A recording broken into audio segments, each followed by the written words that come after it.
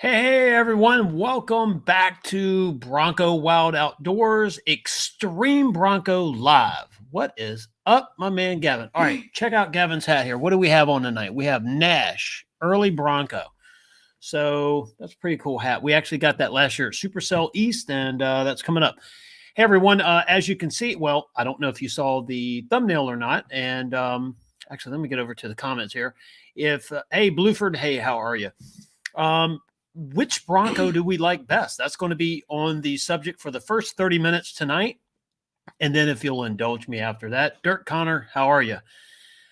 After that, I am going to pitch this and the reason why I wrote the book Driven. And I hope so. The first 30 minutes is all Bronco.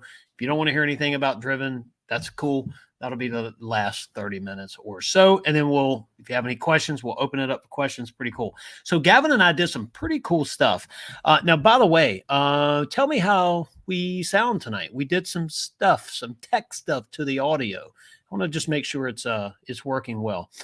So Gavin and I, if you go here on YouTube and you search Crawford Road, York County or Yorktown, Virginia, you'll see all these haunted stories there. It's actually pretty crazy. So last night we were doing some stuff around Yorktown, the battlefield and Yorktown Beach, and we were filming a little bit of stuff. And Gavin was like, well, I'd like to come down this road when it's dark. So we hung out and we did some extra filming stuff, kind of random stuff. And I said, well, we'll wait until it's dark and then we'll go down the road and see if I can scare you a little bit. So Blueford, thanks for that. Appreciate that. So we went down this road after dark. So we went down to Colonial Parkway, which is, at night's kind of whatever by itself, but we went down Crawford Road and it was crazy. So, I had to hit the high beams and scream real quick. And so Gavin didn't jump or anything. He's cool as a cucumber. Okay. He was like, yeah, whatever. I knew you were going to look around. Yeah, so can I tell them about the experiences with energy and the camera? We're not saying anything tonight other than the facts, and we're going to put the video. Well, I didn't load the picture here, but it's pretty cool. Overlanding for fun. Thanks. Appreciate the. Can I tell them what happened? Just real quick. All right. Nothing crazy. Oh, and by the way, before Gavin tells you this story, is it okay if I interrupt? Yeah. We rode through a what would you call it, a Jeepster party? Yes. A Jeep meet. And Gavin got to experience some real nastiness. Spiciness. But anyway, yeah, spicy. Very good. You have a way with words. All right, so go ahead. Tell everyone about your experience. So what happened was first it was this kind of spooky part. It was a kind of dead road. Just not many people on there. The flow. Sorry, Kevin. Yeah, no dueling banjos. Yeah, we would have eco boosted ourselves out of there. Trust me. Yeah, we would have. Full boost, twin turbos, screaming. That's it. Go ahead. So I was filming with my dad's phone in the back seat. And then all of a sudden, camera just blacks out. Yep. The counter was still going. It said it was recording. And if you watch the video back, it said, I said, Dad, the camera just went black. Yeah. So we had audio, but it was weird. The video just quit. It froze for a second, then it just went black. So, I'm telling Gavin these stories. I'm like, look, I've never seen anything, but here's the stories, and and he's telling me that the screen's black, but I can hear the audio. So it was pretty crazy. Then he took a picture. I took 2 pictures of an old graveyard near it was near a. The adventures, by the way, in a Bronco are starting to get real. It was near the battlefield or the Yorktown battlefield or whatever it is. It was a cemetery. I was holding the phone perfectly still like this. Car was not moving whatsoever. This is what it looks like. Well, it's going to be hard to tell. Maybe I can upload it for we would do the Bronco Extreme Bronco or Bronco Wild Halloween edition, maybe or something. Yeah, we'll do that next year. Extreme Bronco Scream. But we seriously need to get on to which Bronco do we like the best. But so in this picture, it's blurry. Here, Can't really see anything. This right here. Oops, sorry. I messed you up, didn't I? Let me get back to Gavin, listen, everyone, real quick. So we've had 2, would you say really good days? Yeah. I mean, really good days. And we were in our 21 Bronco. Gavin's favorite, by the way. Mm-hmm. Here, and so show him this picture now. You can kind of see a face in the ground. This was scary. I looked back and I was like, what? Yeah, he didn't like that one bit. So, hey, pens now. What was that? I got a beep. Yeah, we're getting some spooky stuff. We're getting some back feed. We have some new audio stuff going. It's actually pretty cool. Hey, let's see this. It happens to Sasquatch all the time. Yeah, I hear you. Yeah, isn't that the thing, though? It's always the fuzzy kind of picture of somebody full stride in the distance. You say, hey, I saw a Sasquatch. Well, I've never seen one. It was perfectly still, and when I looked at it take the picture, it was fine. It wasn't blurry. Like, it was focused. It wasn't not. Yeah, it's just crazy stuff. And flash was not on, so any of that, and it wasn't through a window. Like, the window was down. All right, look at that. Laura. Hey, Laura, how are you? Yorktown National Cemetery. That's where Captain Bugby likes to visit folks. Huh. I need... Oh, that's Mom's friend. Yeah, it's Mom's friend. Hey, Nick, I've got a 1970 Bronco. One of the early Broncos that we truly love. Actually, Nick, we're trying to put together where we're going to interview someone with an early Bronco, right? Anywhere between that, 66 and was it 77? Was that the last year? 76 or 77? I think 77. We definitely want to have someone, and there's actually someone in our neighborhood with an early Bronco, and we definitely want to do it. So, Two of them? One on the one over here. I'm not gonna say the address because don't say that address, but street name because that's kind of weird. The early Bronco? Yeah, we have one in the back of the neighborhood. Yeah, where's the other one? One down there, and one that might have been a Bronco too over there. Yeah, either 66 to 77. There you go. So I couldn't remember if it was 76 or 77. I think it was like mid-year 77. But we definitely want to do some stuff with early Bronco because, hey, that's where it all began. Some of this early stuff here.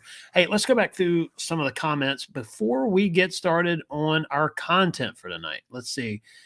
All right. Actually, I think we got it. Yep. Hey, Andy, how are you?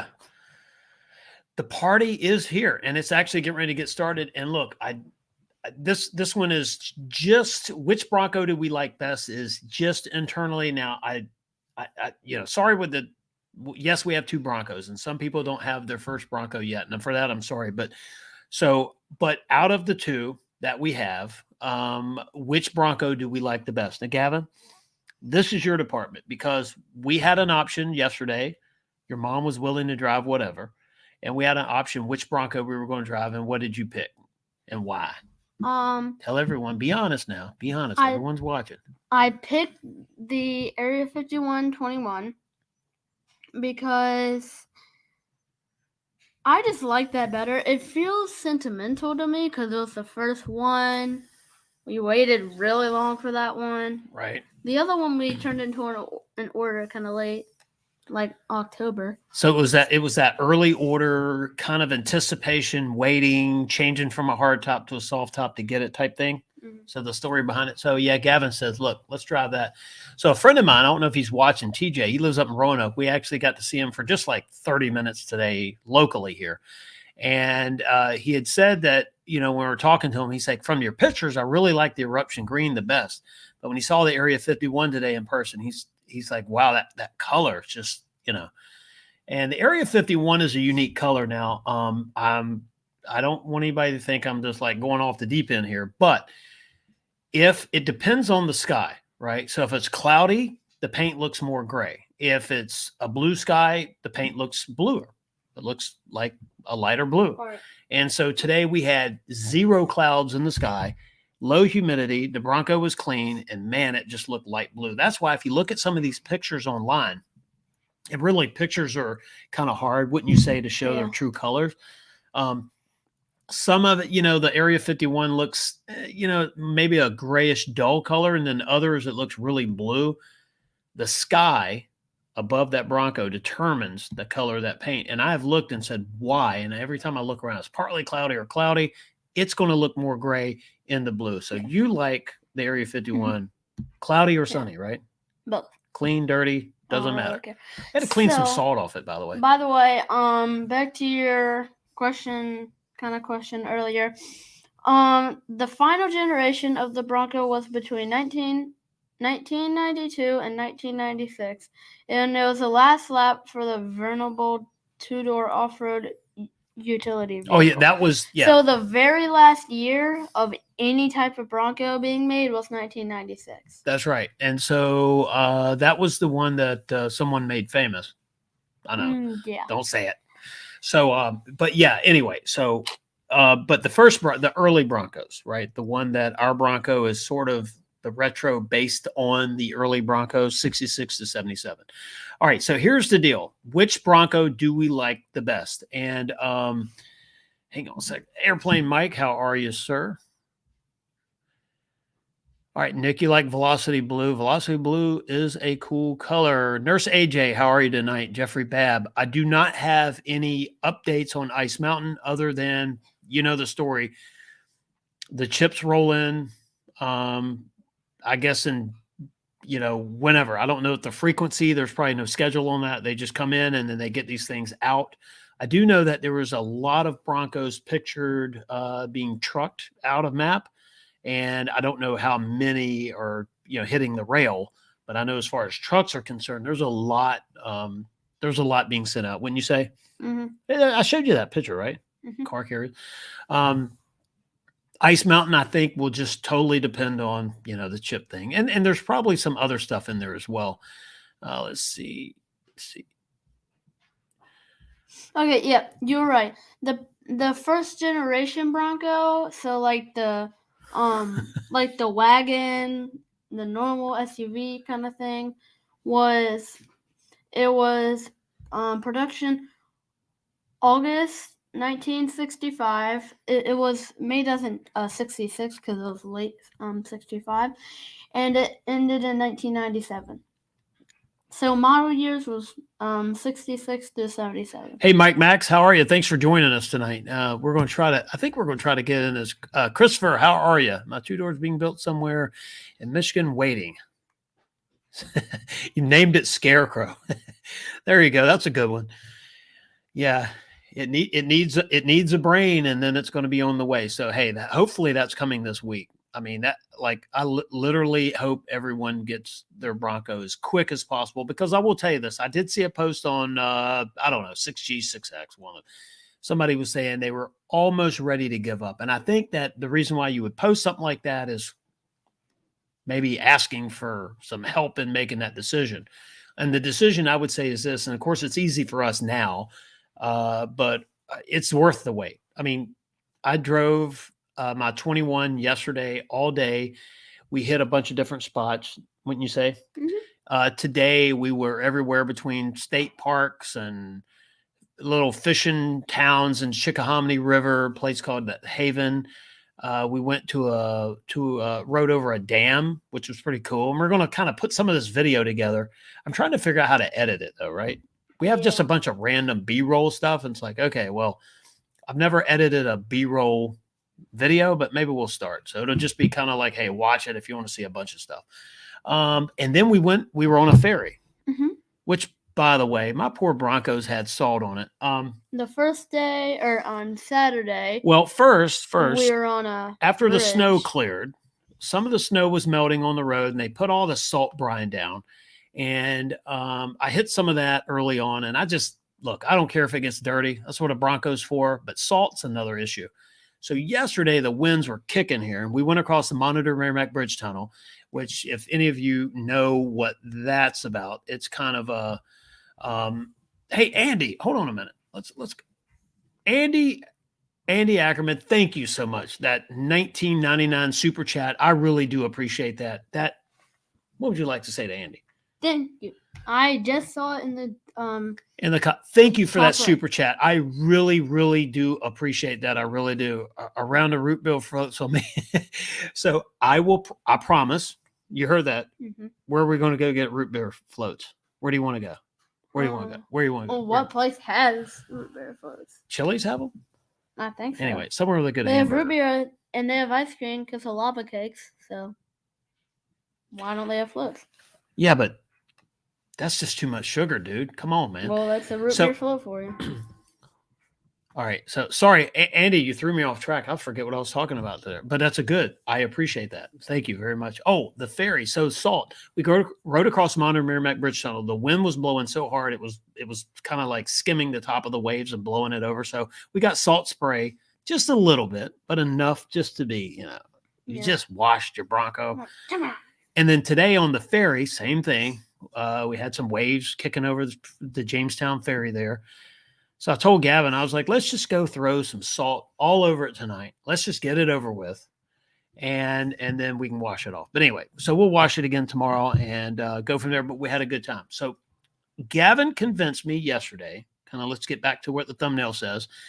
Gavin convinced me yesterday to drive the Area 51 yesterday. And I will tell you, there's something about it. It is a little different. So we love the 22, the Eruption Green, the hardtop. But I don't know. Maybe it's because it's the first one we took delivery of or whatever. But my wife really loves the hardtop. There is a sound difference between the two. You hear everybody, not everyone, but you hear some people complaining about the noise, and noise is relative.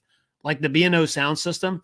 I'll tell you 2 songs that you can play on the B&O sound system, which will prove a lot of people wrong. That is, what was it? Inner Sandman, Metallica, Inner Sandman. And what was the other one? Wild Side by Motley Crue. Oh, and also. And by the way, he listens to rock and roll. I don't have to make it. One of them is either Dead or Alive also sounds really good, but also We Speak Chinese. It's from. I think it is from Rocket League, the video game. Oh, it's from a video game. So, yeah. Hey, it sounds all right. perfect. TJ Mill 3R. So, really torn to trade your 2016 F-150 5.0 on a Bronco. All right. So, here's what I can tell you about that. In my humble opinion, whatever that's worth. So, if you need a truck, if you need the space, you need to haul stuff, then there's no substitute for a pickup truck. There's not. Now, if you don't need that space, you don't need to haul, or you have another option for hauling, between the two vehicles, the Bronco has much more upside. You have the upside of off-road, all weather conditions to an extent, driving. You have the cool factor of it.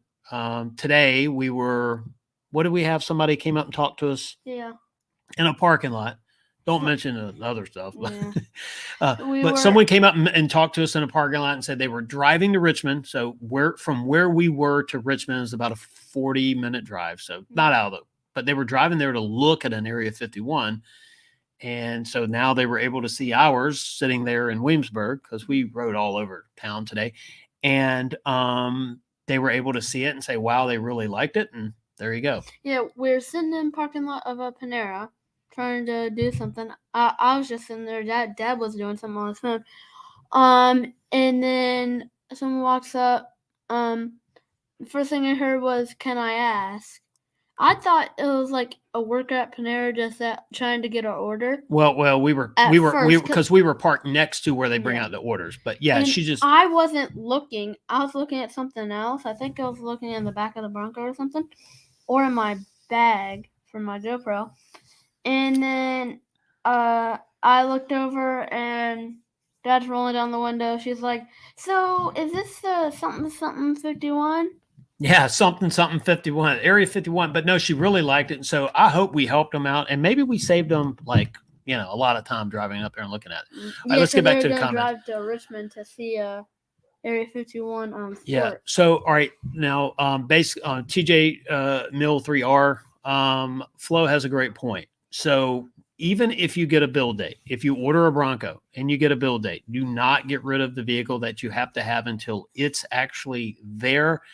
And if you're going to order a Bronco, make sure that your dealer and yourself, you're in agreement on what the price is going to be out the door. So there's no surprises. So make sure all that's worked out in the beginning and wait for the Bronco to be delivered before you do any changes there. Because as you know, if you've looked at anything here online, things can happen. It really can. So good point, Flo, on that. I appreciate that. The noises seem normal for a real top. The bow sounds great. Hey, Andy, thank you very much. So the B&O is great. Like I said, but it's relative, right? So Gavin and I can really like it, and someone else that's used to just whatever might not like it. But from any vehicle that I have, the B&O exceeds my expectations, wouldn't you say? And that's in the soft top. In the hard top, there's a little bit more, I want to say it's bass in there. I don't know about, maybe it's mid-range too, but there's more bass in a hard top. I think it's from the top because it's echoing. It's echoing, right? You have sound. Because it's a harder surface and sound waves go through stuff, kind of. And what else do we have stuck to the top of the hard top, which helps? The sound. Come on, give it to me, bro. Sound. Give it to me, brother. Boom. Sound detonating. Gavin knows. Sound deadening headliner. Yeah, sound deadening headliner. You know what? You're one smart dude. You know that? It's like kind of fur. So it feels like fur, but not fur. Like so the sound, so the sound's echoing, right? And it's back into, and so part of keeping the sound out is keeping the sound in, right? Mm-hmm. So we haven't cranked up the other Bronco yet. But anyway, so it's a very good point, and thanks, Andy, for that. Yeah, it's all relative to the soft top. Yes, it's a little louder. It almost sounds like you have a window down, but it's not bad. So anyway, it is a convertible, right? It's a soft top. It's an off-road vehicle. There's tires. If you get Sasquatch anyway, there's some big tires, 35-inch tires on there. That was something TJ said today when he saw it. He said, man, I've seen the pictures, but dang, the tires, they were huge, he said. So they were pretty cool. And Andy, once again, thank you for that super chat. I do appreciate it. Before we go any further, please, if you haven't already, hit the like button. That helps YouTube spread this video around, whether you're watching live right now or watching on replay. And hit subscribe. And the biggest thing when you hit subscribe, when you hit the bell icon next to it, hit all. When you see when you hit the bell icon, you'll see a few options come up. I think it's 3. It says hit all notifications. It says none, sometimes or something. I think it says none, some, all. I appreciate it. It is a huge help. Blueford is good. So Mike Max is sort of reading this here. It's all good. Another one of those conversations is kind of going on over there. So I'd have to actually go back and read all that. But hey, I appreciate you guys. The bridge tunnels. Yeah. So Andy's mentioned bridge tunnels is fun in a big rig. I hear. So my cousin drives for a grocery store chain, and he tells me the stories about it's pretty wild. So let's see. Christopher, I think the Ford's color palette, my cyber orange looks yellow in all the levels. Yeah, it does. And so that color, first of all, if you go to the website, right, and you look at something on the Ford website to get and you're doing your build and price, it really doesn't do any of the colors justice. I mean, maybe white and black, but it's kind of like, it's pretty simple there. But even the white, I think, looks better in person because now you're able to see it contrasting against everything around it. The tires, hey Dave, thanks for joining. Yeah, you get to see all those colors in the background. So it's different than looking at a computer screen. So I think that whenever you're looking or trying to pick a color, the best thing to do is you haven't seen a Bronco in person is to try to find the color that you're leaning to in person. And then if you have that luxury, and then that'll help you, make that decision from there. Wouldn't you say? Yeah. Because the Area 51 is different. I know it was one of the, I was torn. Like I liked it. I didn't like it. I liked it. I didn't like it. And days like yesterday and today, I love it. I mean, well, since we've had it really. So you don't have a problem with it, do you? All right, let's do this here. Nurse AJ, I've been playing the stream. The friends over. I hear you. Well, hello to your friends. Hello, Dave. Yeah. So All Train Nation checked in. Where were you, Dave? You normally you're the first person to comment. You're waiting on me to go live. Normally you comment like 30 minutes before the actual stream. Yeah, actually, I saw a thumbnail. They have a video coming out. They've got something going on over there, so I can't wait to see it. Oh, is so is that a premiere? I don't know. You can ask him. I don't care. Hey, Dave, advertise right here. I don't care. No, he's helped us a ton, so why not? Yeah. Let's see here. Hey, by the way, did anyone see the top video that we did? And by the way, a thank you to the Bronco Nation. They put it up on their website this week. And hopefully, like I said in the video, I can't recommend anyone do it. But if you do, it worked for us. It's been over a week. Actually, it's been 2 weeks. And since we actually did it, about a week since the video. That was 2 weeks ago? Mm-hmm. When we did it. Well, tomorrow. What's tomorrow? Monday? Tomorrow will be 2 weeks. Monday. And I have school tomorrow. And we've driven it quite a bit. No noises, no anything, no clicks, no clatters, no anything. So thanks for the 5. All Terrain Nation, thank you, sir. Thank you, sir, for that. I appreciate that. Let's see. Thank you for the super chat. Now, the super chats help huge. And like I said, well, let's go back to, please, if you haven't liked the video, and when you hit, and if you haven't subscribed to our channel, if you hit subscribe, hit the bell icon and all notifications. That is huge right now. And then you get to see that we go live. Like so the third time what do you want to talk about? That's the third time you said that in 10 minutes. That's the third time because I've been 3 weeks without saying it sometimes. Dude. So tell everyone, why did I create the thumbnail? Which Bronco do we like the best? Why'd you create that thumbnail? Yeah, well, no, that's why I created it. We were talking today. And yesterday we had them both ready, both cleaned out, both ready to go. I said, Gavin, which one do we want to drive? And that's you what said, started the whole thing. Yeah. She said, so which one do you want to drive? It was around 2 in the afternoon. Said, so which one we just finished washing both of them. Mm-hmm. And then he said, which one do you want to drive around all day? Oh, dogs are going off. Just ignore that. He said, which one do you want to drive around all day? I said, the blue one. Dear Ford, get me a Bronco truck. A Bronco truck would be cool, by the way. It's like a Jeep Gladiator. I'm gone in 60. How are you? I didn't see you in here. Terrence Mooney, what is going on, my friend? How are you? And whenever anyone joins, for example, when Terrence joined, all Train said Terrence in chat. Here said I was dead set on black. My wife begged me. So F2 Rain, I was reading your comment here. Yeah, so you were dead set on the black, and you looked at the Cactus Gray, went to the Ford and saw a Ranger Cactus Gray. Yeah, so Cactus Gray is cool, and I'll tell you something. What was the first? It was a first edition 2-door Cactus Gray with the all black Sasquatch wheels. That was a very with the decal package on it. That was the graphics, I guess. That was a very, very clean, very cool looking rig there. So I will definitely tell you the Cactus Gray, and it's like everything else. A lot of the colors, if you add your own graphics, logos, or you add from the Ford store or wherever, it really changes it. It really does. Mm-hmm. And also the difference between a soft top and a hard top, even though the colors aren't that much different, the shape of it and the texture, I think, adds a little bit of difference as well. So you see an Area 51 with a hard top.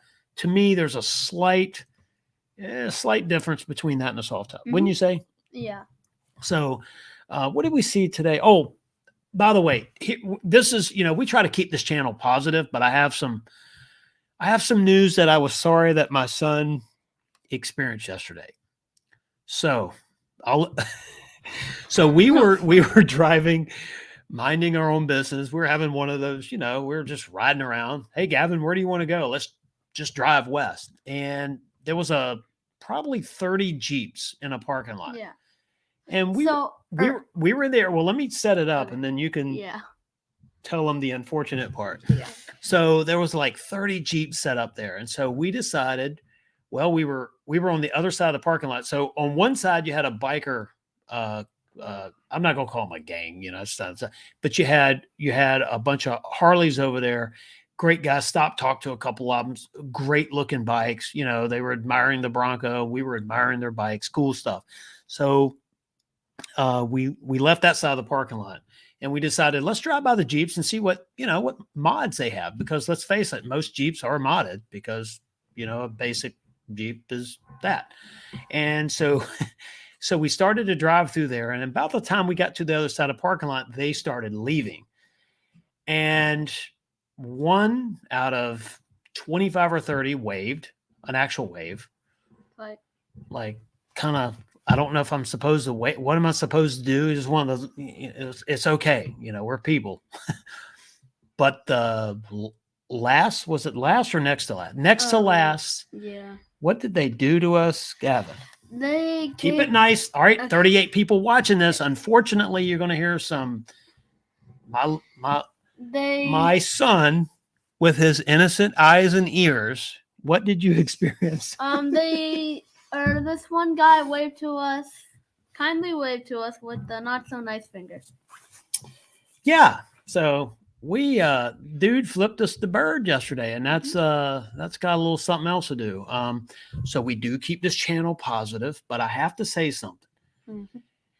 If the fact that I bought a Bronco that is better equipped than your project you've been working on for 10 years and probably 30, 40 grand makes you mad, I'm sorry. Ford built an awesome vehicle, and it was the craziest thing in the world that a lot of people, we get the waving back and forth, but man, this was odd. This was an odd experience. Like, dude, I just wanted to check out and admire, because what do I say all the time? Jeep was in this space, not necessarily first as the modern day Jeep, even though Jeeps were, and you can go back to the argument Ford created the first Jeep, but let's face it, since I've been alive, if you wanted a vehicle like this, it was a Jeep. Mm-hmm. And so, like, I give all the credit in the world. You were here like the whole time, and the Bronco got bigger and became something else. And I like the bigger Broncos. Don't get me wrong, whether it's a late model or the fifth gen. Mm-hmm. I like all those vehicles, but let's face it, the Bronco, the 6th generation Bronco that we have right now, is a very, very capable, competitive vehicle. Hold on a minute. So, I give them all the credit in the world, but I will tell you this, man, that was a shock because, and Gavin saw, and even if I would have seen it, I wouldn't have told Gavin. Gavin yelled, "Dad, did you see what he did?" And I'm like, wasn't really dang, mad. dude. I was just like, really? Yeah. I expected them to be like nice people. I mean, there's some. Yeah, well, bad most are nice. Most are nice. Set that up real quick. Yeah. But anyway. There's some bad people in every group, like biker clubs, Ford clubs, Dodge clubs, Chevy club, Jeep club, like any of that. And then I expected them to be like, "Hey, nice Bronco, dude. So when did you get it?" Not. Yeah. And so, yeah. So anyway, so sorry, I was going to check up on the comments here, but that, we keep this channel positive. Trust me, we do. But that was something that kind of, it was disappointing at best, because we were hoping to kind of talk to them, because there were some nice looking Jeeps there. Yeah. I mean, there was one that had the, I don't know if they were beadlock or if they were just beadlock capable wheels on there, but they had some, color matching, body matching rings on there. I mean, the entire thing, it was so nice. I would have probably never gotten it dirty. Like, it was a work of art. And the funny thing, the guy there's Jeep has a color similar to Area 51. So that was the guy that maybe he didn't like my Area 51. Maybe that's what it was. But anyway, that's it of the negative. I just thought it was kind of crazy. We were looking at, we were just looking to kind of like compliment them, hang out, hey, what's up type stuff, being, outgoing people that we are. So, and trust me, I don't really care. Like, I won't tell you my philosophy on getting offended. It takes a lot. Like, I could really care less. I wasn't mad or offended. I hold on. was like, what? But like, I was disappointed that he had to Yeah. experience that, because I will say disappointed this: in the Jeep most people that you go and you meet and like that, it doesn't matter what you drive. It's just like more of a off-road community. So Yeah. And the guy and the guy that doesn't understand that flipped me the bird, or us the bird, he if he was beside the road, and needed help, he needed a $500 part or something, I'd loan him the money, right? So that's the difference. Anyway, Or that was if the he next. was stuck- Let's get back to the positive, though. Yeah. Let's get back to the positive. So here's the positive. What's the difference, really, the fundamental difference between the two Broncos? Okay, so the 21 is Lux 2.7 marine grade soft top toe pack, Yeah. right? And well, I guess it's the B&O goes Lux, but the 22, the difference. You want to tell them the difference? Hard top, no toe, color, bumper. So we have capable bumper on the 22 and a modular bumper on the 21. Which bumper do you like better? I haven't really noticed a difference. I like the capable better. That's newsflash. So we've had the Area 51, the 21. We've had it for 4 months now, roughly 4 months, and we've had, how long have we had the other one? 2 months, almost 2 months. The 22. Yeah. Right. Yeah. We got it early. No, January. It's like a month and a half. Yeah. I like the capable bumper for one simple reason. The one simple reason is that Andrea, how are you? Thanks for that super chat. I really do appreciate that. And you've got you reminded me. Thank you. By the way, thanks for the super chat, but thanks for chiming in, because you just reminded me of something that I want to tell everybody here tonight. You've got a Bronco, I don't know if you have a build date yet, but I know you have one on order. I couldn't remember. Do you have your build date, or is it built? I don't know. I can't remember. Help me out there. But thanks for that super chat, by the way. And what Andrea is reminding me of here, if you live in Virginia, we started on Facebook, a Facebook group called Virginia Broncos. And so we did that so that we can, have these meetups, go places, go off-roading, maybe go to the Outer Banks, kind of get a community built here in Virginia. And there's a couple different ones, but we want to make sure that, we have somewhere we can get together once in a while, not too overwhelming. It's not like a lot of responsibility. And so we started that about 2.5 weeks ago, maybe 2 weeks ago.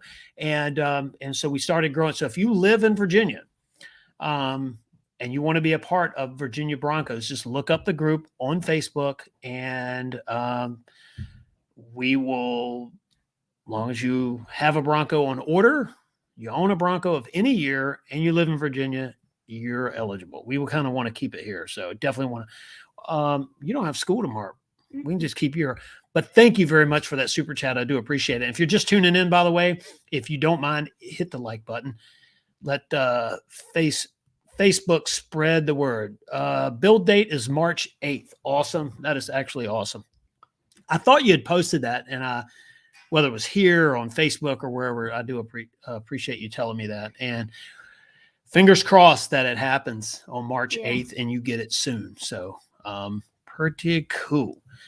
And if you message me, I can tell you, depending on what dealers, if you've ordered it, it's coming in southeastern Virginia. I can tell you what rail yard it's going to, and almost without a science how to track it. If you want to, you just may want to get a call from the dealer and say, "Hey, it's here." Yeah, I hear you. Let's see here.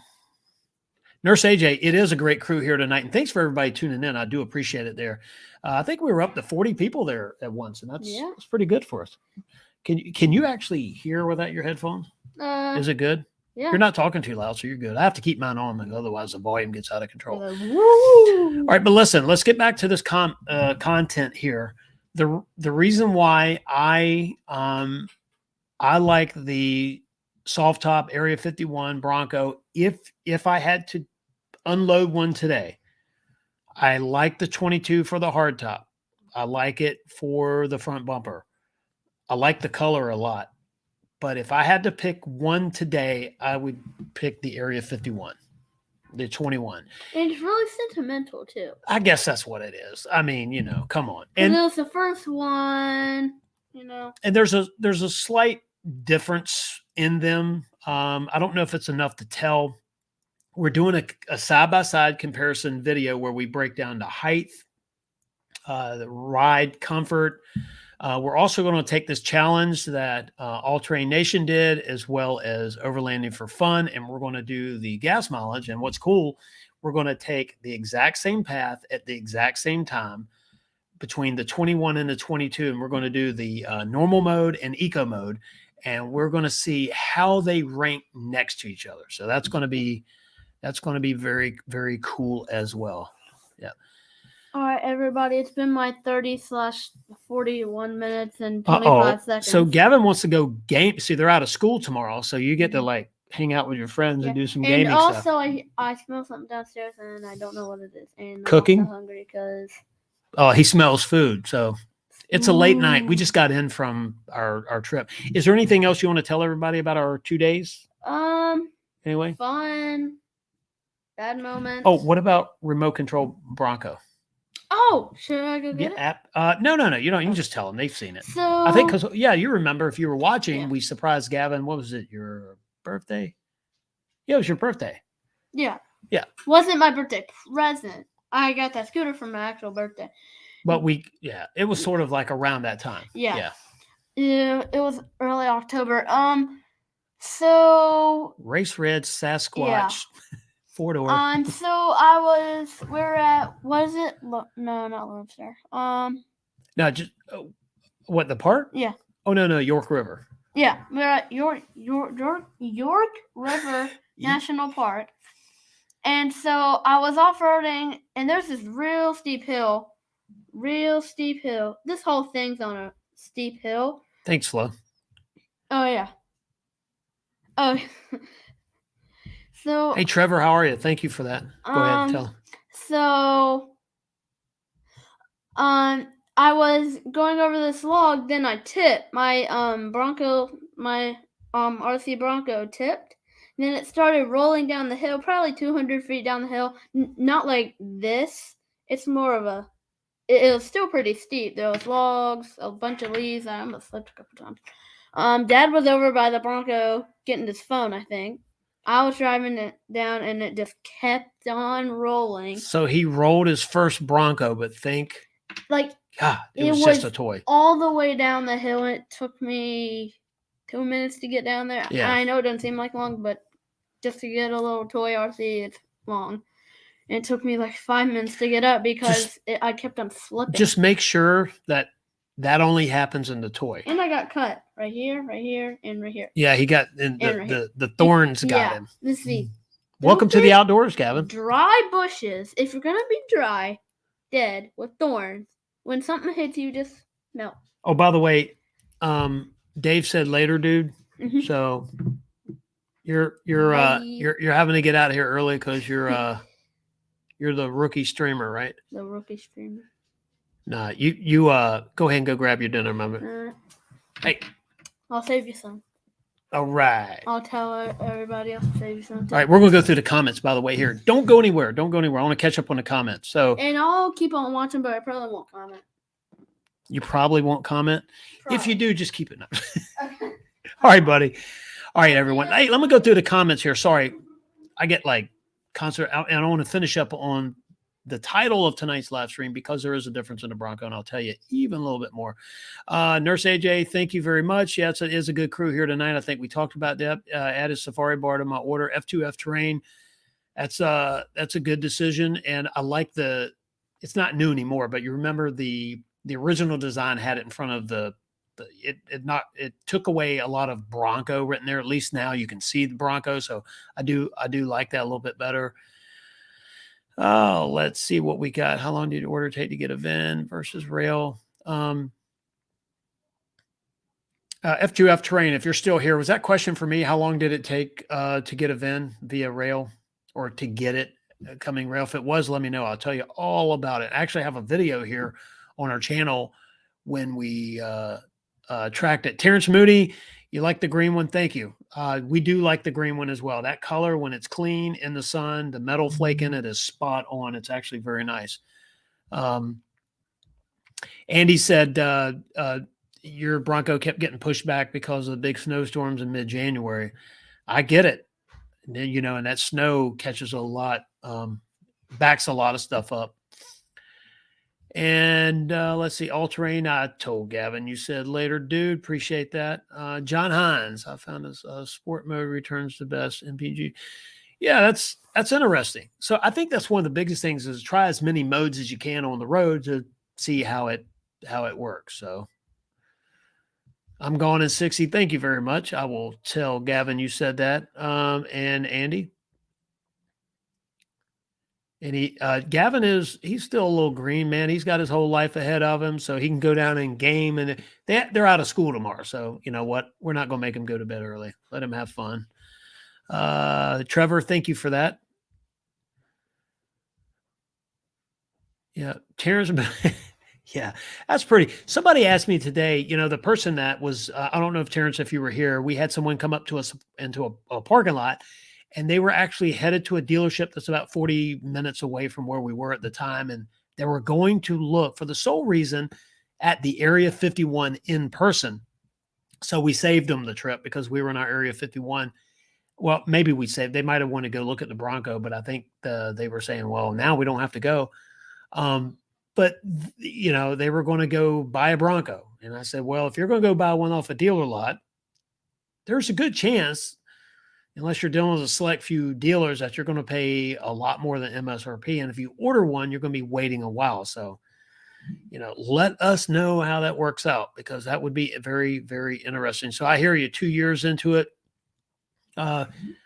It's a crazy time in history. We'll look back at this time and have all kinds of questions. Let's see. Have a build date of 216, now production week of 228.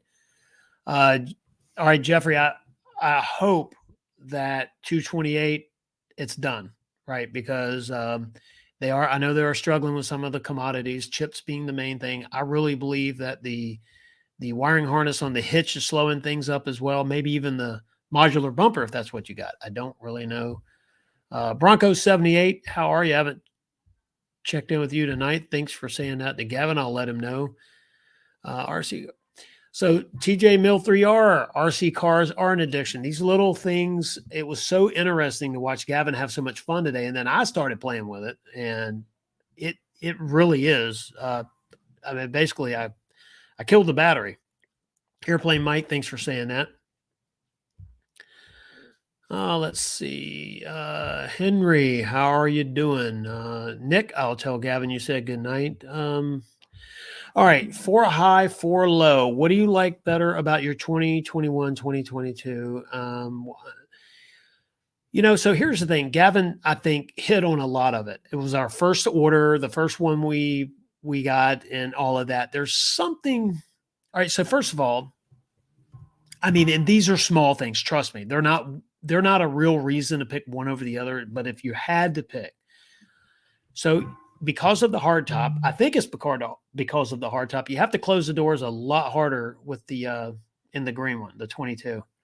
The 21, it's funny, you get out of the 22, closing the door so it closes all the way. And then if you do that in the 51, the Area 51, let's just call it the 21, it sounds like the door's coming off the Bronco, right? Because you're used to slamming the one. I hate to say that. But it's a lot tighter compartment. So even though there is a slight difference in the hardtop, not night and day to me. Now, to some people it may be, but it's not a night and day difference, right, between the hardtop and the soft top.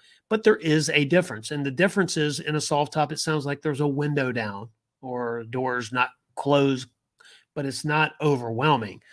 Here's the difference. Over a longer drive, there is a lot more sensory stuff going on with a soft top than there is a hard top. You're hearing a lot more of that noise. And so, but there again, it's a soft top. It's an off-road vehicle. There's big tires. It's like, it is what it is. So I don't really care. honestly. But if you had to pick, but there's something a little bit different in the driving. It shifts slightly different. Now, I know engines quite well. I am not a transmission expert. I know who to hire to do that. But someone was saying on here that the transmissions learn your driving pattern. I haven't researched that, but if that's true, then maybe that's one reason, because my wife drives a little bit different than I do. I'm more inclined to make sure an engine's babied until that 2 to 3,000 miles, and then I'll start sticking my foot in it a little bit, where I'm pretty sure that she drove it like a Rover, the green one. And so if there's a learning curve, then there's a little shifting there, a little difference as well.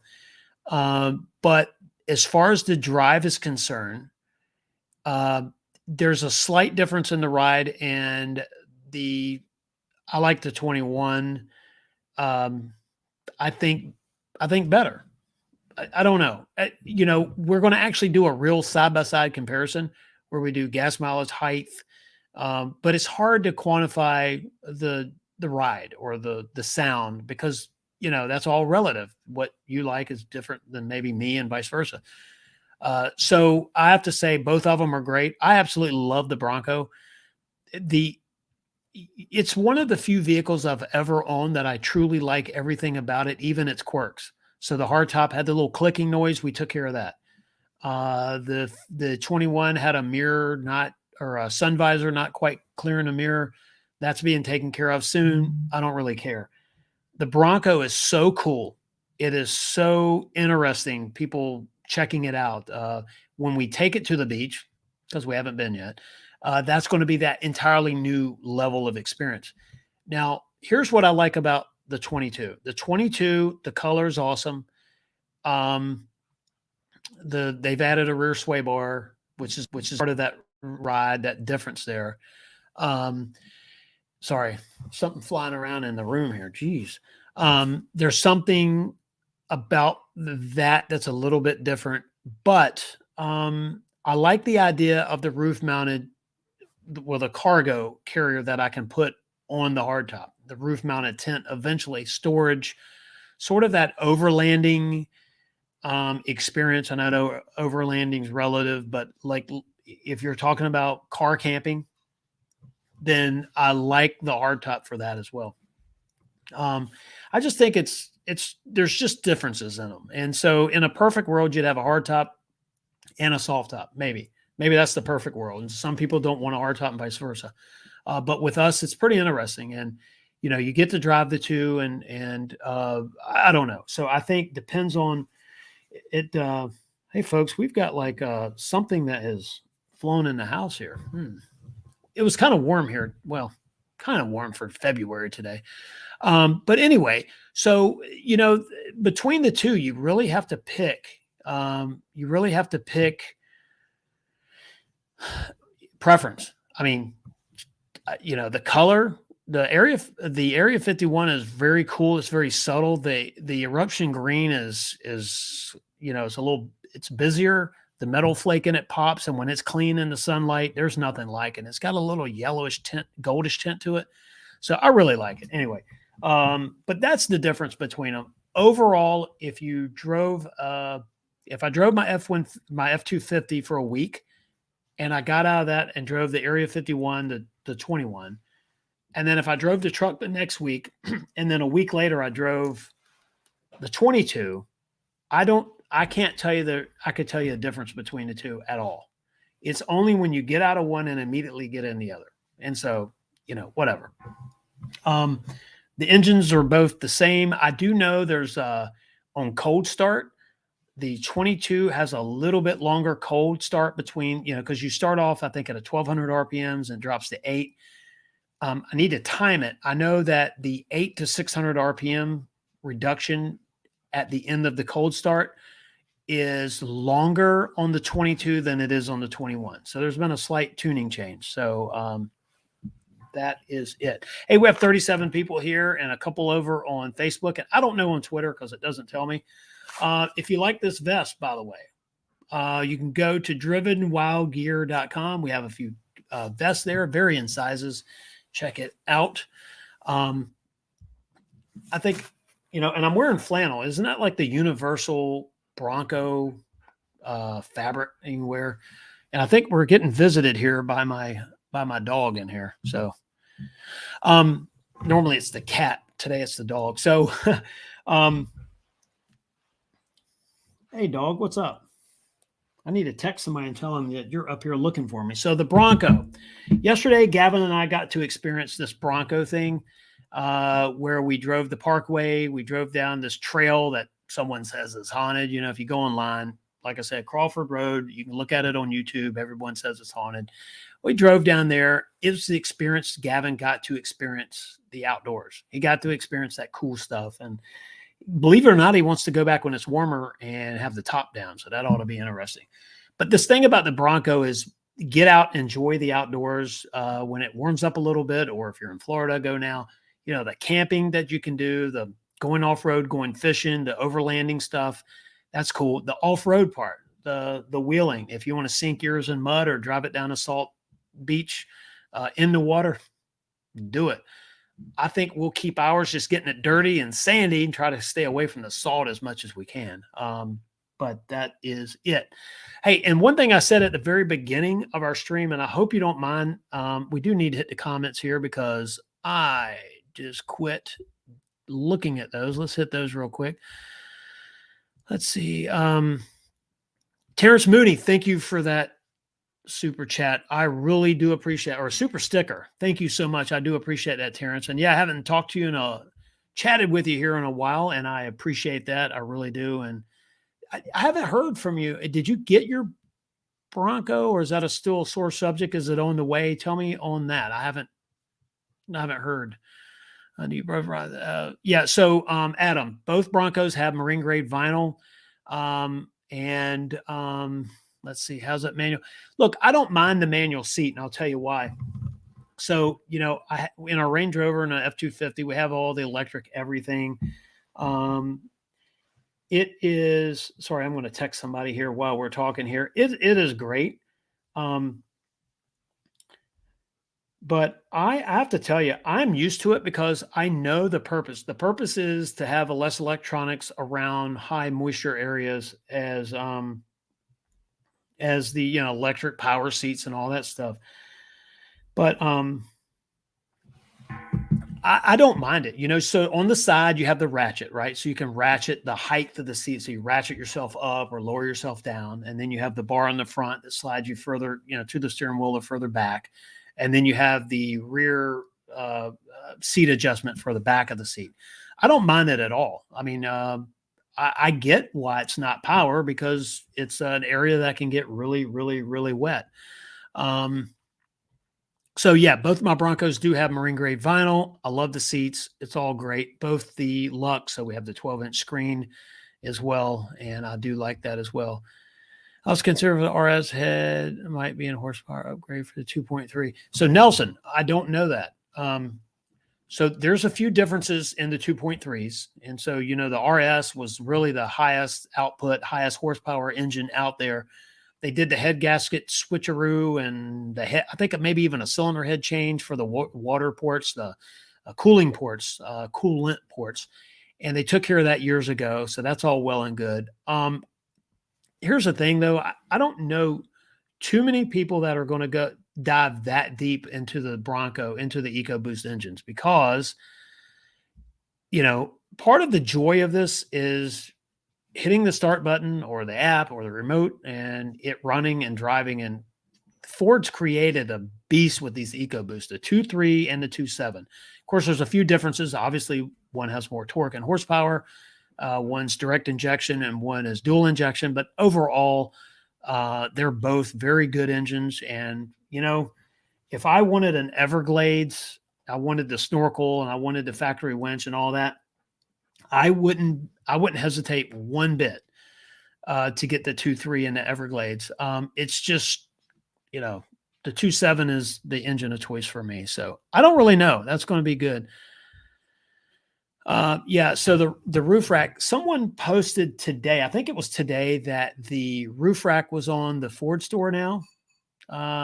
If I'm mistaken, forgive me, but I did see that. I was going to go check it out. So I do want the roof racks, obviously. But yeah, and that was one thing that we couldn't do at the time when we released the 22, the order we turned in from priority code 99 to an order. Didn't have that option. So that was kind of great. You can only do overland for its fun. I hear you. Overlanding for fun said, you can only do the overlanding if it's for fun. Yeah. So overlanding is one of those things to where it has to, you know, car camping is a term I heard. There's wally docking, there's boondocking, there's mooch docking or whatever they call it. But overlanding in general, yeah, it's truly, it has to be for the fun of it. There's no, I think it's, I don't know. I think if everyone doesn't mind sleeping in the vehicle, ground camping, roof mounted, you know, tent, roof camping, yeah, it's just something that you've got to want to do, and it can't be, you know, for some other reason other than you just love being outside and you don't want all the hoopla that goes along with camping. At least hiking. You know, think about hiking. You have to worry about the weight that you're carrying. I mean, you probably do in any situation.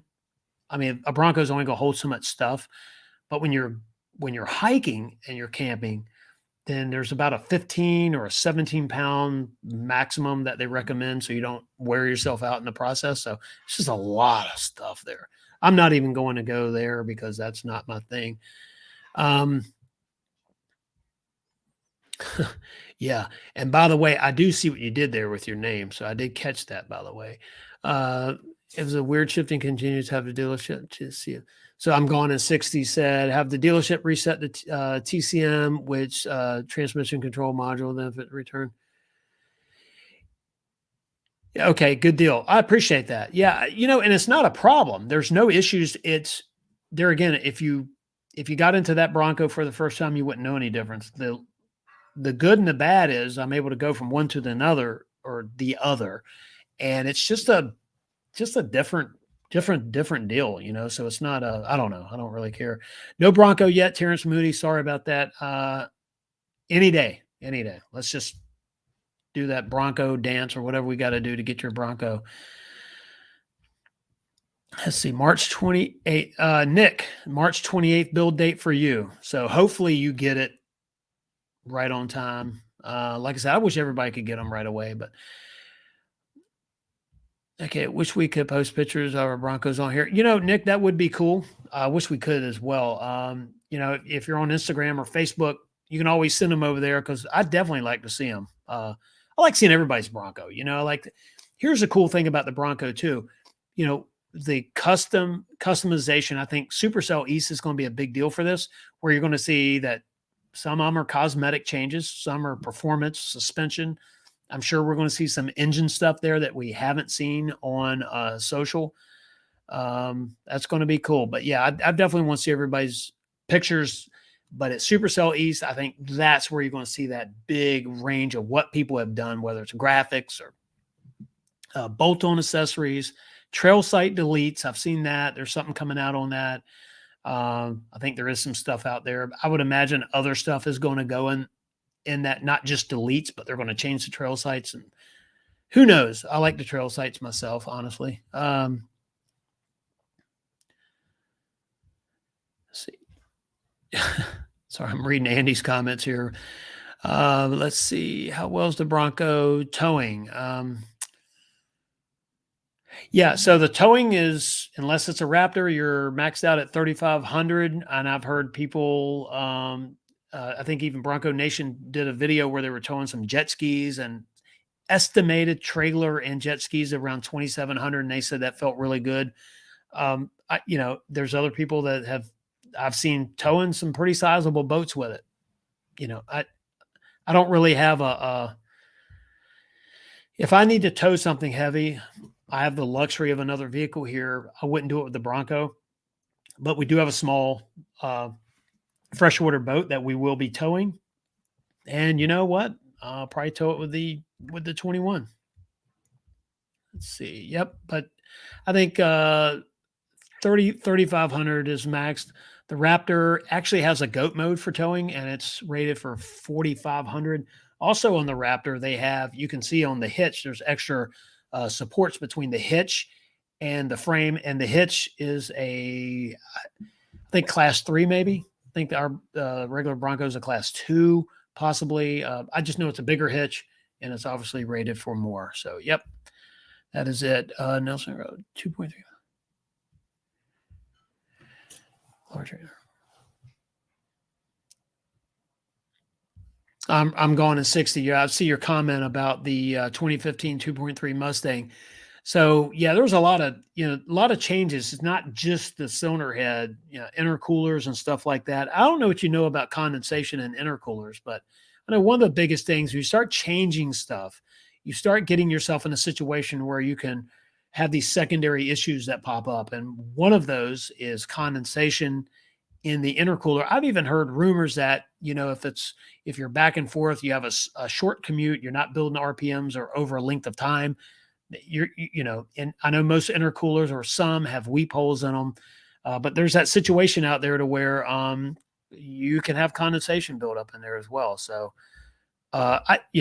this is my first not supercharged engine, but other than my F250, which is obviously turbo diesel, this is the first gas GDI gas direct injection. And I know the 2.7 is dual injection with turbo. So it's my first experience with it. It is not my first experience with a supercharger, which is a different animal. Turbochargers are kind of interesting. They don't cause drag directly on the engine. They use the exhaust to get it. Let's see. I broke my door handle on my H3. Flo, I was reading your comment here. Yeah, keyless entry. Keyless entry is nice. Humbled potato. I just put in a order for a 2022 Badlands at the beginning of February. I know it's going to be a while. Yeah. Well, I will tell you the Bronco's worth it. Like, hands down. I have no skin in the game at all to tell you that if I was still waiting, say I waited until now, until I got the first one, I'd say the exact same thing today. They're a pleasure to drive. It feels good, looks good. People like it, comfortable ride. And it's just an interesting vehicle all around. So I can't wait to get it dirty. Let's see here. Nelson, I asked about ordering an extra heavier clutch. Yeah, that 3-liter, by the way, Ford hasn't, and maybe they have released it, but I haven't seen any high technical data on this. When I say I mean actual technical information where you could actually build this engine. So it looks like it's a 3-liter, but it's CGI block. So it's the composite cast iron block, CGI. It's almost like they took a 2.7, which I said back November 10th, which would be really cool if I was doing it. I would build from a 2.7 block and go from there. But I guess the 3-liter in the Raptor is going to be the 3.0 CGI. And the rest is, at this point, I think, rumor. I don't really know. Let's see. Nick, you live in Washington State. Cool. Other side of the country there. Let's see. Jake. Saw a Bronco went in production Friday. Got the window sticker as well. Hopefully it doesn't get stuck on Ice Mountain too long. Yeah, and I don't really know. I think the chip's also going to determine possibly on what interior you have. Do you have mid, high, or Lux? I would think that could have something to do with it. I don't know. I'm not the chip expert. I really don't know. So, yep. Yeah, the Ranger and the Bronco block. Yeah, I know. If you're Nelson, if you're talking about on the 2.3, the oilers on the 2.3, there's less oil that goes around the friction ring and the oil ring on the piston because they're trying to reduce the parasitic loss. So they spray oil below the piston from oilers in the block. And what that does is that actually the oil spraying under the piston helps to draw the heat from the top of the piston, especially under high boost, draws the heat down into the oil. So that's how they are trying to keep from the ring lands to the top of the piston cooler. And, these pistons they're designed pretty crazy. There's injector pockets in top of the piston. So the dip in it. And how they're positioned. Sometimes there's cutouts for valve clearance and things like that. The pistons are a little bit different. I know one thing, that the EcoBoost is really cool because the diameter of the piston is not huge, right? There's they play around with the stroke on it and the compression more than they do the diameter of the piston. Supposedly, and this makes sense to me, supposedly they do that because there's less surface area to build heat, so the heat's lower. And when you say lower, you're talking about high boost situations where you're really creating a lot of heat from compression and all that exhaust. So anyway, I don't want to go too much from there, but yeah, the 2.3, I have no issues with the 2.3 whatsoever. I do have 2.27s though, because I just like that extra torque for the wheeling aspect of it. Everglades, I believe, has a tow capacity of 4,000 pounds. So, Nelson, that may be right. I don't know. I assumed it was 3,500 because of its. I don't know they've changed anything else in the Bronco, but maybe it does have 4,000 pounds. I have no idea. I will check into that. That's very interesting. Yeah. So, TJ Mill 3. All right. Here's my idea on this, and I don't know this for sure. If someone works at MAP, man, it would be nice, even if you message me privately to tell me. I don't really know, because I just want to, I'm just genuinely want to know. Hopefully someone can tell me. So here's the thing. The 3.5 EcoBoost engine, there's a few differences with it, as obviously. I'm wondering if it has something to do with the capacity and where they build at MAP, for example. Maybe there's a production thing that is not set up to use the 3.5. I don't really know. I have no idea. I just know that the engineers at Ford, and especially on the EcoBoost, are my heroes, because I know how hard it is to make horsepower, and especially fuel economy and reliability. I don't know. Honestly, they work at this stuff hard. So there's a reason they went with that 3.0, and one day we'll know it. But it may be a production thing. I mean, as far as I know, it could just be a production thing as well. I don't really know.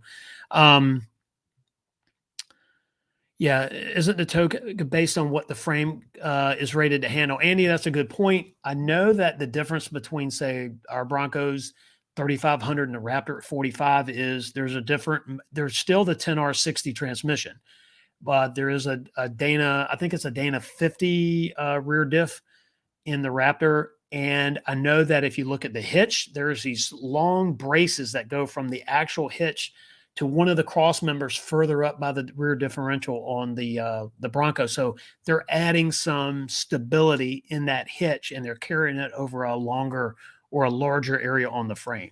So yeah, frame capacity, hitch mounting, suspension, springs, and quite frankly, I didn't get the Bronco to tow. So I'm not worried about it at all, but I get it. If you have a boat and you want to take it to the lake or whatever, and that boat is like right at 4,000 pounds. And yeah, that's some soul searching there. I'm not going to suggest anybody, because I don't really know, whatever it's rated for, I never exceed whatever the manufacturer says it's rated for ever. I don't want to find out. So who's towing? Yeah. Mobile moto, I get it. Like, who is really going to be towing with it as well? There's going to be that person that tows the boat, to the lake for the weekend, to the river, to the weekend house, or whatever. But yeah, a lot of these Raptors aren't even going to see the mud. I mean, some of them will. Obviously, you see the F-150, you see a lot of those off-roading, but I agree with you. I get it. Yep. Dana 44 in the Bronco, Dana 50 in the Raptor. Absolutely. What was interesting was one of the photos that was released early on at Bronco Nation had 60 written on the rear diff. And I didn't know if that was a diversion, but I also thought that, well, maybe they tried different transmissions, and that was a quick reference to a 10R60 versus the 80. I don't really know, but I know the Raptor has a 10R60, which personally I don't have any beef with at all. Yeah. And Yeah, I know there's some differences in the axles as well. And look, I'm not the rear differential expert at all. Flow, jet skis. Well, I mean, I don't think. And here's the other thing too: the newer trailers. You get these aluminum trailers that you're not towing the weight of the trailer. You're towing whatever the aluminum trailers are light. So I think with a Bronco is if you're going to tow jet skis or a small boat, it's all in. You want to carry the weight of whatever you're carrying to enjoy with the lightest trailer as possible. Don't have a 1,500-pound trailer and then you need to carry 3,000 pounds of cargo, right? So I think if you upgrade to a really lightweight trailer that's rated to tow whatever it is you want to tow, then that's going to help you a lot. I mean, really, really will. Let's see. Bronco is. Yeah, I hear you. Mobile motto. Yeah, the best Bronco is the delivered Bronco. Yeah, and I get it. And between the chips and the commodity, other issues, and dealer allocation is one thing that we overlook a lot. I was blessed to deal with my dealer. They're good people, and I guess, I was low enough on the ordering that I was able to get one of their early allocation. So let's see. The tow is based on suspension and hitch and tire. So Kevin, thanks for that. Yeah, it's a combination of things, right? It's not. I just know the biggest deal with the Raptors when I see the frame. They have the frame laid out, and so let's see, the yellow were upgraded suspension parts, and blue was upgraded frame parts. So there's some different supports in that frame for the Raptor, and then a lot of suspension, different bump stops and other good stuff. Yeah.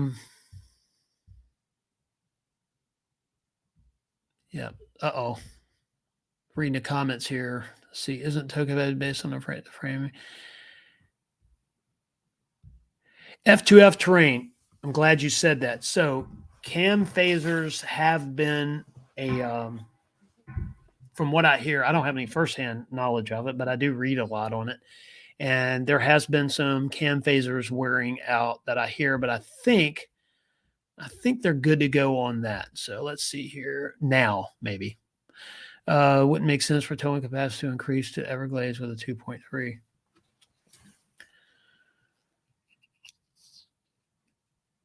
Yeah, so I think the Everglades now has a 2.3. I think if you're trying to towing capacity, obviously is based on a lot of stuff, gearing a little bit, engine obviously can handle it, but the frame, the tire, and the hitch. So that is, someone else mentioned that. Yeah, and All Terrain Nation did a really good video on the Everglades. Check that out. You get a chance. I think, David, that's what you're talking about. We did sort of an early one. We didn't get into the technical stuff. I wanted to revisit it though, because it is. I mean, it's a cool concept. It's not a trim that I would buy. Just the snorkel thing for me. I think it's cool. I like the eruption green, and you have the desert sand. I think the new color on it, I think that color is cool. I like the different fenders, and I guess the fenders they're more squared off. So it's in between the radius, the round ones that we have on a regular Bronco, and a true square. So it's that sort of hybrid between the two. I really like that design. And, I see the Bronco later on, possibly someone else said this. It could have been Dave, could have been someone else, but, potentially in the future going to that style fender. It's kind of cool. What I like about the rounded fenders separates the Bronco from other brands that have that semi-square fender. I don't know. I think it looks cool. But I do like the difference in the trim. So it's not just the bolt-on stuff. There's some body panels that are different. And of course, you either love the Raptor flares or you hate it. They sort of still have that same design, but obviously, I think the Raptor, the front end is 8.2 inches wider in the front, 8.6 in the rear. So with the same body panels, they had to do something, right? Because you've got to keep your tires underneath at least the fender flares. And without changing production capabilities, which they already had to work on that because of the height of it. I get why they did it, and maybe they color match in the future or give you the option to buy them. But you know what? I put in my interest for a Raptor at our dealer because you know what? I'd drive it in a heartbeat. There's no issues whatsoever with me on that. Oh, let's see what is going on in the comments. I have a snorkel because it flooded. Yeah, the 2.7. And you know that and there again, I know other people can chime in on this better. I'm not a snorkel expert, but I do know that one of major functions of a snorkel is for clean air. So, there's a intake. You can switch to where the intake comes in. So, for example, in the Everglades, if you're in a high, dusty, really dusty situation, you can put the blank cover on the front and pull air from the back. But in conditions where it's not a real high dust situation, the intake can then be put on the front and the solid cover put on the rear. I think that's how that works on that. So it's about higher air. The higher you go, the smaller the aggregate or the smaller the particles are in the air. So it's cleaner, that type thing. I don't know if anybody's had any experience putting in the aftermarket air filters as well, like K&N. I don't know if it's really necessary, to be honest with you. Nick, good night. Thanks for joining us. I appreciate that. And Terrence, I hope you get it by May too. I know you've been waiting a long time. I don't know when you placed your order or reservation, but I know it was a long time. Not much to do with forwarding at all. It's supposed to get clean air. Mobile Motto, thanks for that. Yeah, and that's what I understand about them. I'm not the expert, so not going to play one here on streaming. Let's see. Yeah, thanks for that as well.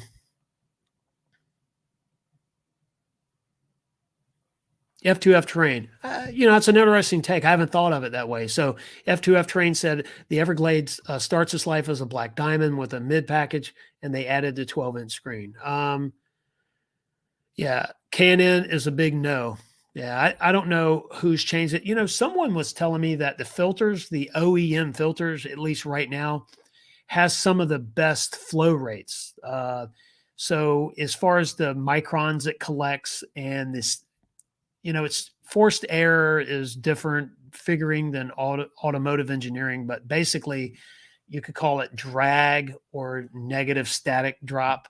But basically they've done a lot of research in these factory filters. So how they seal in the air box and also for the particles it collects, all while still adding free enough air movement. So I hear that that the factory air filters are, they're pretty good. Years ago, you could change like in a 5.0 Mustang, you could get rid of the factory style and go with a K&N and end up with a lot more. Well, I say a lot more. There was rumors it was 5 horsepower or 10 horsepower. We didn't check one before and after. We just put in the K&N and that one. It seemed to help a little bit. But in the new ones, I hear that the filters are absolutely outstanding. Turbos can cure a lot of sins. You're absolutely right on that. Yeah.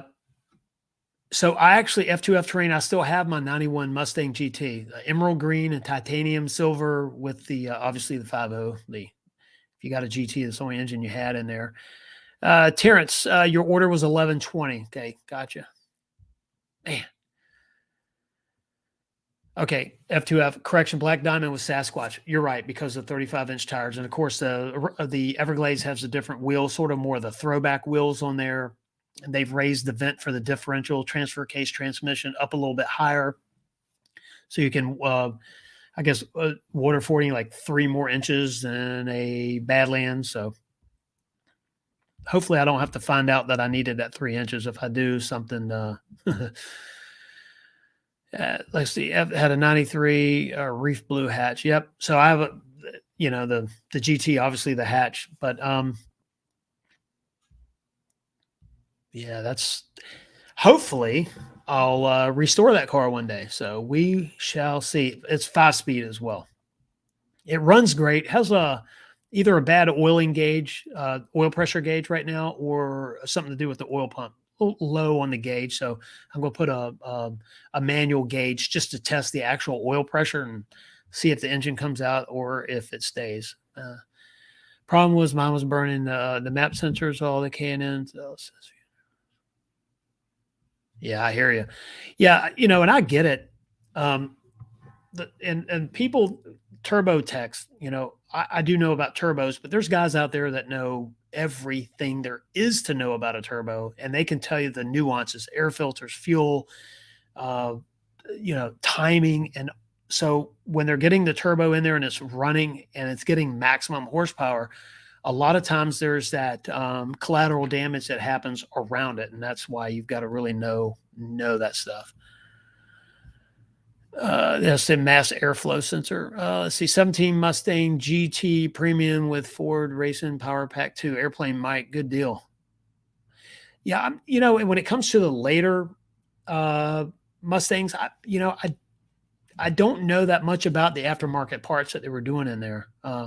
We have a 2010, but it's a 6-owner. It's a 4-liter. That's my daughter's car. Very reliable. Sorry,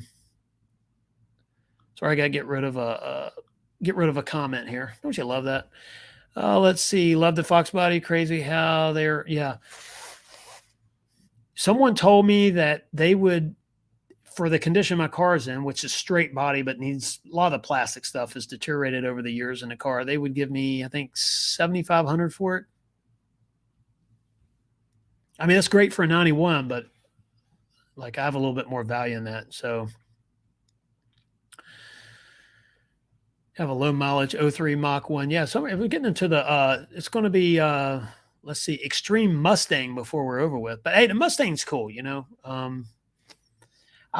went to a park today and they had a horse sign up, and it's a trail, pretty wide trail, and it had horse direction. I told Gavin, I was like, you think we could get away with that? And he said, no, Dad, don't even try it. Okay, you're right. Keep me out of trouble. Let's see. So Terrence Moody said your dealer wants the Mustang GT for what you paid for it.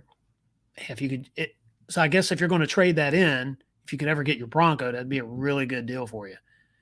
And I'm hearing a lot of that too. I drove by our dealer the other day. I think it was Thursday. They got a lot of inventory in maybe about a month ago, and they have sold a lot of it. I mean, a lot of that inventory is out of there. So this market, and I'm hearing that, back in early December, maybe early mid-December, I heard that the first of the year was going to be a chip issue again. Sure enough. It seems to be true. So I don't really know. All right, listen, before we get out of here, we've been on an hour and a half. I want to give a shameless plug here. I think that's how you say it, right? I don't really know. But a few years ago, I wrote this book. Now, if it's not Bronco talk, however, if you want to know what kind of drives me, like literally up here, it's this. When I was 13 years old, I saw the car that is on this cover right here. It was black and gold Mustang GT 66 coupe. There was a guy working on it out in front of his house underneath a maple tree, had the hood off, had a real Shelby hood, had it off, and was working on it. And I was 13. I was on a Huffy Bandit, which, by the way, one of these days I'll show you. I have a Huffy Bandit right over here in the corner that I bought later on because, so many memories on that bike. But I rode by and I said I was going to own that car. The buddy of mine was like, look, you're 13, you're on a bike, the car's not for sale, give it up. And I was determined to own that car. I won't bore you with all the details. 3 years later, I was able to buy the car, no money down. He kept the title, kept the car. I made payments.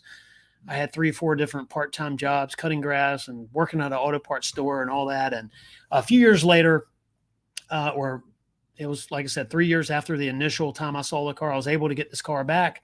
My dad and I spent a ton of time working on this car, getting it back roadworthy. From the time I saw it at 13, it had changed hands once. It kind of been running in the ground and sat on the street. I lost track of it. One night I'm driving my Mustang 2 around. I had a 74 Mustang 2 with a 140, 2.3 Lima 4-cylinder, not the 2.3 that's now, but the old Lima ones, cast iron block. And I rode by it. I saw it. I'm going to buy it. No money down. Did the deal. Got the car. My dad and I worked on it. Got it back on the road. Enjoyed it like a fool. I sold it in '88 and got a F-150, 77 F-150. You know, that the Pinto story I tell, dragging the Pinto through the woods. It was that truck. Regretted it the minute I sold it. Regretted it. Looked for it. It took me 10 years to find it. And in 10 years, my father passed away, which him and I were just like, you know, like Gavin and I are now. But with this car, I mean, we spent a ton of time there. That car kept me out of trouble because when my friends were going out getting in trouble, my dad and I were working on this car. It was fast. It was loud. It took you from, you know, it's sad to say a car would do it, right? But it took you from like no one, you know, kind of in that car group to everyone wanted to hang out with you. It's kind of like, geez, well, that kind of stinks, you know, if that's what it took. And long story short, I got the car back. I didn't have hardly any money. I got the car back in '97. In 2000, I decided that if I was ever going to build this car the way I wanted it again, I was going to have to work for myself. And so that was sort of the beginning of this book. Is like, how did, you know, the desire, in this case, a Bronco. Maybe it's a Bronco for you. Maybe it's an early Bronco. Maybe it's a boat or whatever. But in this book, Driven, it tells the story of how I went from most likely to fail and crash and burn by, you know, I'm sure some teachers and fellow students, to enjoying this Bronco experience now with my son. And so if you would like to read a copy of this book and how a Ford Mustang kind of put me in this perspective I'm now, you can go to drivenwildgear.com. We have them for sale there. You know, it's a really cool thing because if someone that is looking for that edge, they're looking for what does it take to get ahead in business, start a business, to stay focused on a goal.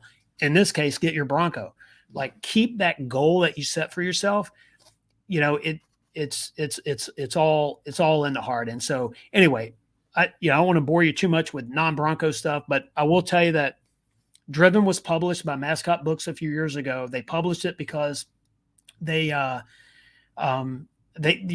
saw the message there, right? That you don't have to do what you don't like to do in life every single day, wake up and drive the same way to work and go to the same job you don't like and do the same thing and eat the same food.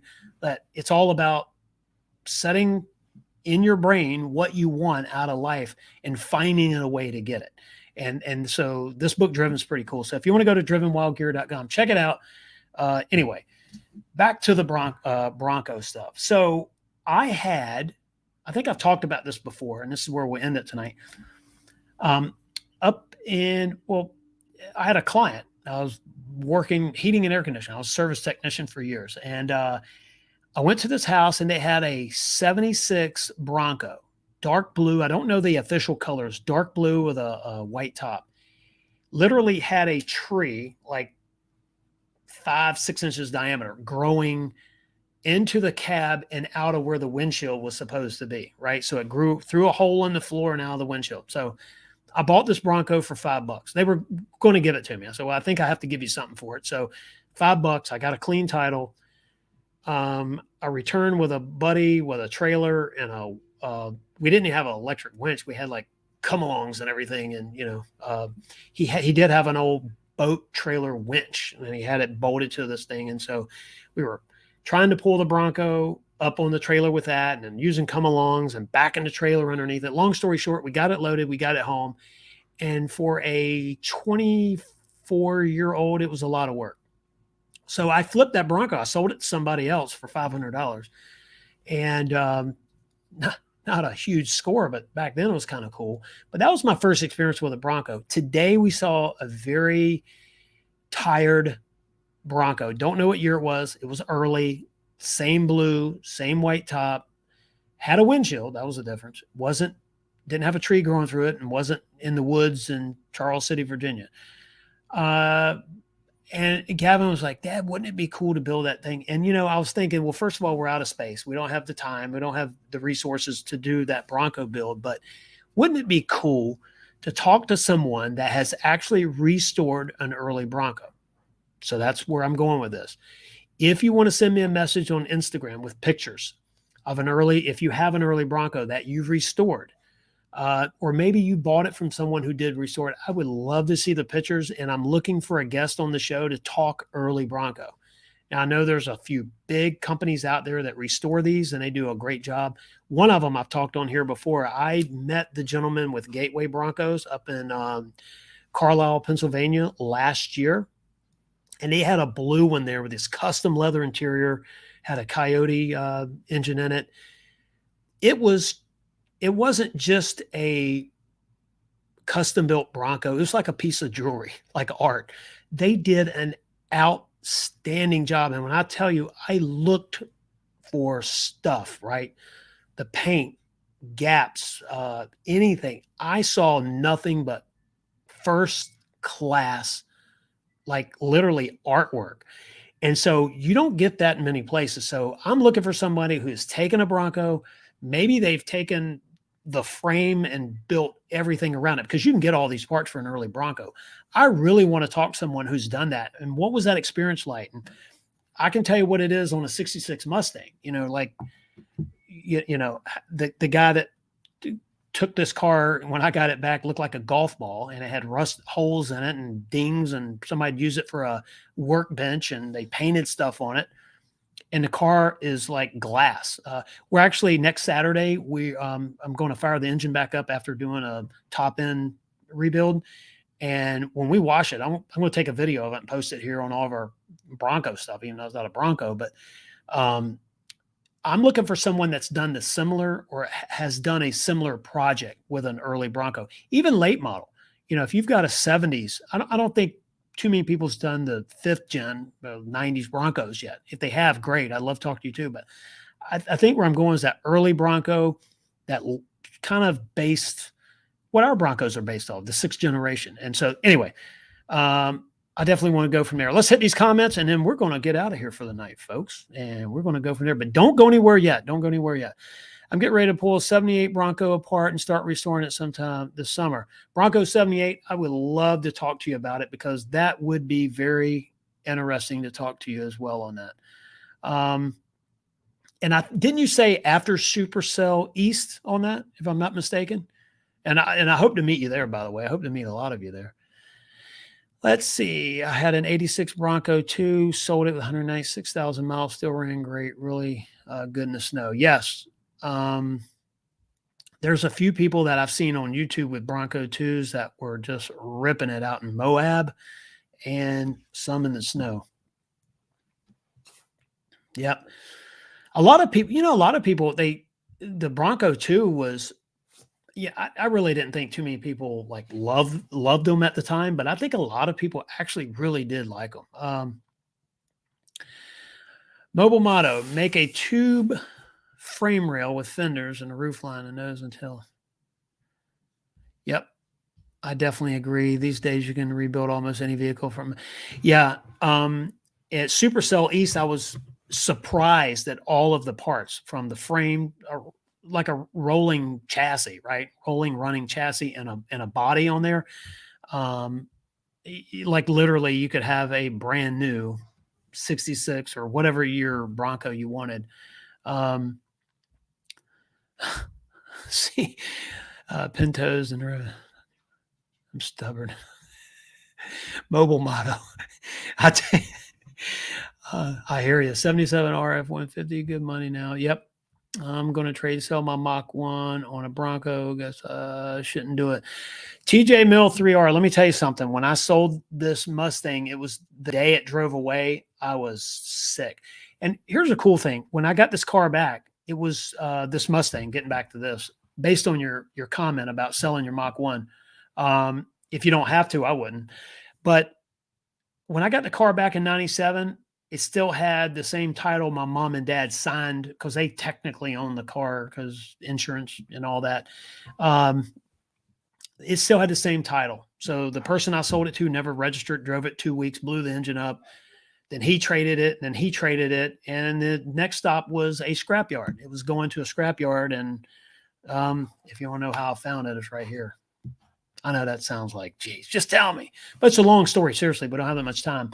But the stars lined up, right? It was all meant to be. And that's why Gavin and my daughters will own this car one day. I said, it's, like if I have to eat, beans out of a can one day, not to sell this car, that's what I'm going to do, because this car has a huge meaning. And anyway, we lose it,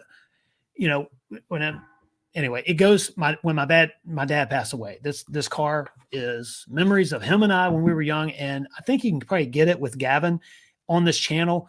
I'm spending as much time with my daughters and my son as possible, but with Gavin and the Bronco, because this is something that, it's rich. You got to spend time with the family because, but let's get back to Broncos. Let's see. Here's what we got. I like to miss some of these comments. I appreciate you guys commenting, by the way, and sticking here. We have 26 people right now. I don't know how many likes we have. I haven't checked over here. I don't have the dual screen, but if you haven't, please like the video. And if you haven't already, hit subscribe and bell icon with all notifications, and you'll know when we drop a video and go from there. We did the top video last week. We have a bumper video we were trying to do this week, ran out of time. I know, just like an oil change video, it's like, here's another bumper video, but we're going to do it. And then we have the technical side-by-side with video between the 21 and the 22. And let's see how many little Easter eggs, changes, and whatever else we can spot. Because a lot of these changes aren't announced. They just show up. I think they're called running changes. Oh, let's see. Let's go back here. Oh, somebody said F2F. I have a soft spot for the 86 SVO 2.3. So correct me if I'm wrong. So that was the Lima. I know it was, because they got rid of the Lima in the 90s. So that was a Lima 2.3. It had the dual spark plugs, or at least the head drilled for, you could have dual spark plugs in that. But the problem with the SVO, they didn't have an intercooler, at least for a while. Isn't that right? So they had overheating issues with that, and I think they kind of went away with it. If I'm not mistaken, that's kind of how the boosted Lima 2.3 went. But I could be wrong on that. And some of you that are more up on the SVO, I wasn't an SVO. I was the 5.0 guy. The SVO, though, was pretty cool. I never forget the hood. A lot of them seemed like a lot of the cars were gray or red. They had really cool wheels and a really cool hood on them. All right, let's see. Let's get back to modern turbo motors are way different than the old Pinto hair dryers. That's a good way of putting it. Let's see. Soft spot for 86. We saw my Toyota 2017 RS Focus. There you go, Nelson. That is a cool ride. I know when you're looking at 2.3 max horsepower, the RS, I think, if I'm not mistaken, as far as stock, is the highest output 2.3 out there. 1989 is an XR4 TI and a 1996 suspension, 4-wheel disc brakes. Wow.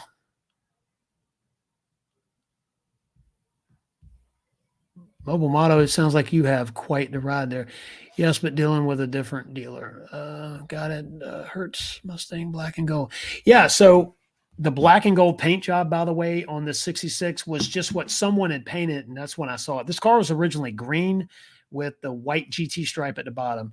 It was not. It was a 289 4-barrel with a 4-speed, so it's originally a manual car. Of course, now it has a 347 manual valve body, built C4.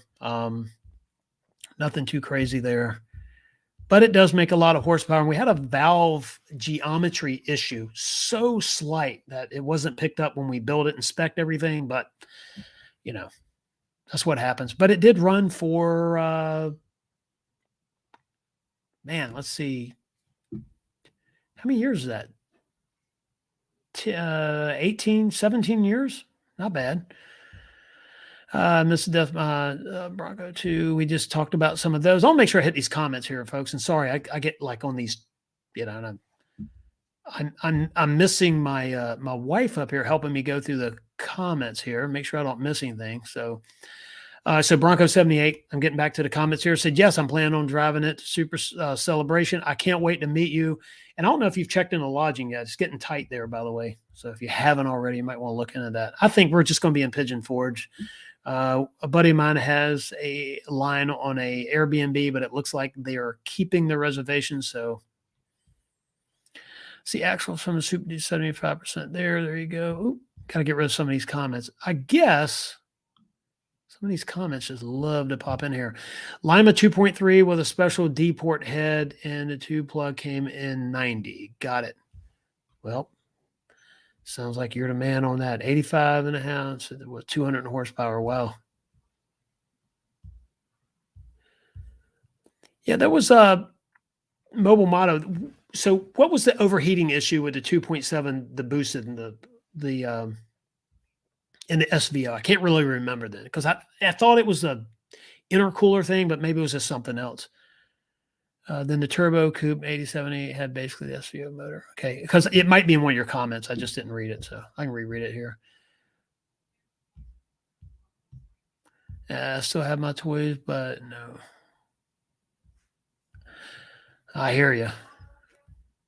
Well, Mobile Motto, thanks for all that detail there, because you are definitely that Lima 2.3 expert on that, because, you know, we built a few, but it wasn't anything boosted. It was just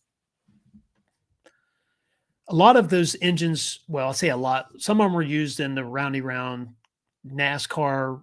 You know, they say NASCAR, you think the big stuff, but that's what they were all NASCAR sanctioned small tracks, weekend stuff. Some of those were there. My room is books. Bronco 78, good for you. So if you're in Townsend, you're going to be obviously right there at it. You know, I think we're going to be, if something doesn't change with the house, we're just going to be back over in Pigeon Forge.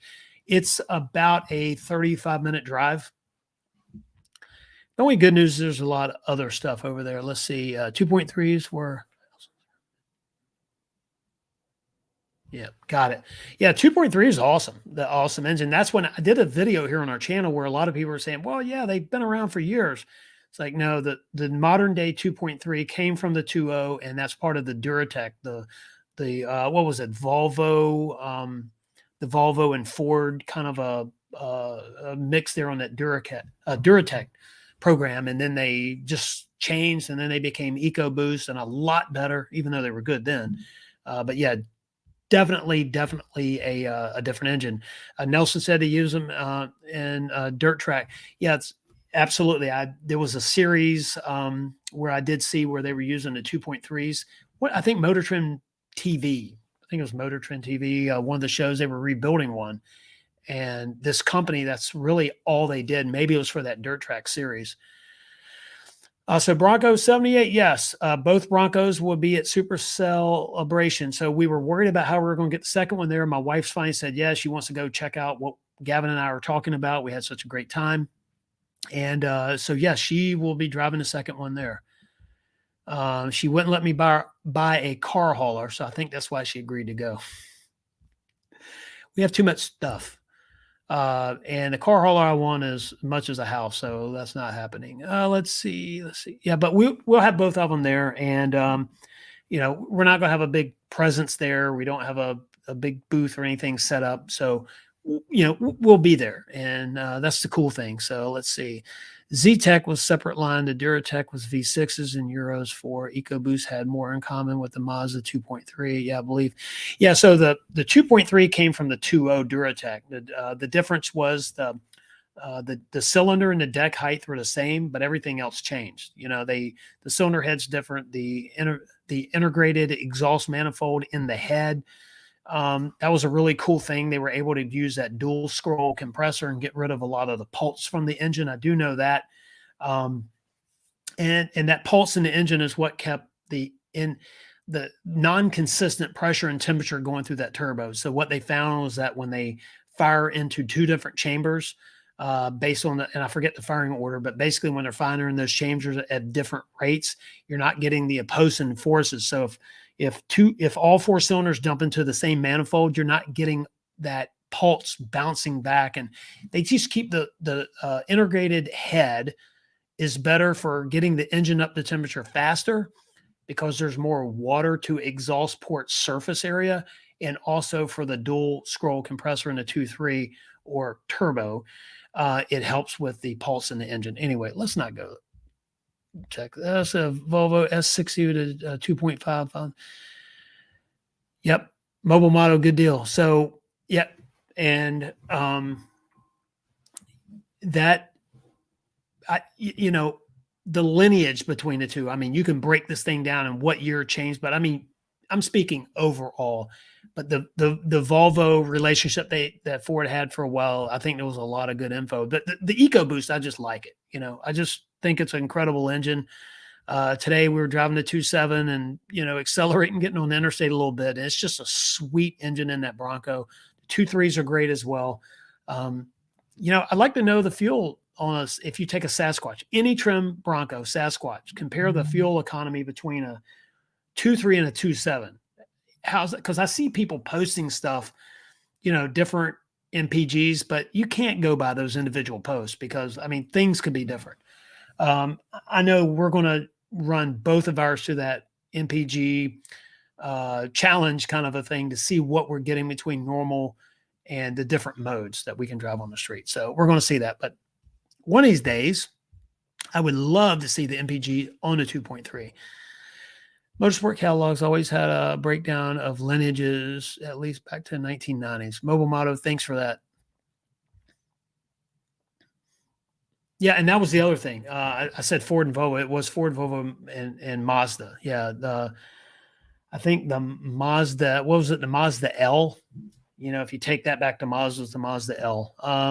But yeah, these Broncos, personally, I think the engine choice that Ford made with the two, they gave us an option, 2.3 and a 2.7. I like both options. I like both engines. I don't have any beef with either one of them. I just like the 2.7. I love the EcoBoost. It's a great engine. And it's like anything else. I'm a believer in breaking an engine in. Some people don't believe it. I believe it matters. I like early oil changes to get the filters out of there that's collected anything from the build and then set the tone from there. We do have our oil analysis video coming up. I have waited on that because I wanted some room in there between all this other stuff that we're doing. And I think we're going to try to leave some of the technical stuff just a little bit more infrequent. So here and there, and do more of the fun stuff in the Bronco for a while and go from there. Let's see. Mileage isn't why I have a Bronco on order. And absolutely. And just like sound, overlanding for fun, mentioned probably the comment of the century was, it's an off-road vehicle, and it is not supposed to be the quietest vehicle out there. And I think some other MPG things, it is a fun vehicle. It's capable. It has a lot of ability. And yes, that comes with not the best fuel mileage. I was thinking today, we filled up earlier in the week and drove it a little bit, and I topped it off today, and I don't even care because I love the Bronco so much. I could care less. I don't like how high gas prices are, but let's not get political. But I just don't care because it's so much fun, right? If that's all the money I have to spend to, for Gavin and I go out and have a blast on a Saturday and a Sunday, man, I'm good with it. So I just got my Bronco back after getting a new 2.7 and starter. Wish me luck. Hey, Turtle Hermit. There you go. There's a name. Listen, when your 2.7 failed, and it's something I've really wanted to dig down deep in this. I have a little bit different scenario with what I think's happened to him. I don't think it was drop valves, but I could be totally wrong. Were you cruising down the road, right? Cruising down the interstate. You're in 10th gear, you're cruising, but you start accelerating, but not downshifting, building boost. Was that a scenario you were in? So you were accelerating, boost was going up, but it didn't downshift. Or how did your engine fail? I'm just curious. I would love to know. Let's see. This is the first new vehicle I've spent last 25 years driving other people's used up garbage. Well, Mobile Motto, I have to tell you something. I'm definitely a believer in the break-in period. Some people think it doesn't matter. I've built enough engines and I've seen enough stuff go wrong in that first, few miles that I just feel better. After 2,000 miles, I feel like I can start to get a little more aggressive with it. And at 4,000 and really at 5,000, it's mine to just run, not abuse, but to have fun with. So I really like that 2 oil changes under 5,000 miles. That's just a preference. Some people say you don't have to do it, and I get it. It's not part what the manufacturer recommends. It's just what I'm doing to mine. And so tell everybody, go from there. Okay, so yours was different. You were idling in your driveway and the engine just quit. Man, that's unfortunate. Well, I'm going to wish you all the luck in the world because it's such a rare issue to have it happen twice with the same person. You need to play the lottery because when you look at all the 2.7 EcoBoost out there, it is a small percentage. So I'm sorry that happened, and yeah, fingers crossed that you get to enjoy it now. If you don't mind me asking, last question for you: how many miles were on it? See, did you put that in there? Nope, it's not in there. How many miles were on it? Just curious. Because I know some of them has happened as little as 50 miles, 1,000, 1,500. Let's see, my Ranger I'm driving now is a second, it's 4.0 installed, but it's a great truck. Yeah, the Ranger, I couldn't figure out the Maverick. So if you look at the Maverick, I was thinking to myself, why would Ford come out with this and you have the Ranger? And I was watching Johnny's Car Care and Review, and he really broke down the Maverick really, really, really well. And All Terrain did a really good video this week on a build and price on a Maverick, so you can sort of see all the stuff that's there for those. But when I was able to see them next to each other over in Virginia Beach, I figured it out, right? The Ranger is a small pickup truck. The Maverick is that cool little crossover between a car with the ability to haul stuff. And so truly a difference. But as far as the Ranger's concerned, I had an 85 or an 86 with a 4-cylinder in it, manual, no power, anything. It was, the guy spray painted. No, I'm sorry. He hand brushed the truck with paint. It was hand brushed. I need to try to find a picture of it and post it sometime. It was the best truck I've ever owned because, you didn't care if you scratched it or whatever. I drove that thing for maybe 3 years. I bought it for just a few $100s and sold it for more than I bought it for and didn't hardly do any work to it. It was a really cool truck. So let's see. The Maverick's a hybrid Ranchero. Yeah, that's a good point. Yes, it goes back old school, right? That car with the pickup bed. It made a difference on my motorcycle. Yeah. I had a 91.0 options, manual, everything, workhorse. Yeah. So that 80, this was an 85 or 86 I had. It was just a cool truck. I need to find some pictures of that thing because it was pretty wild. Yeah. And the Bronco truck needs to happen. I think Dave said that earlier. Like it really needs to happen.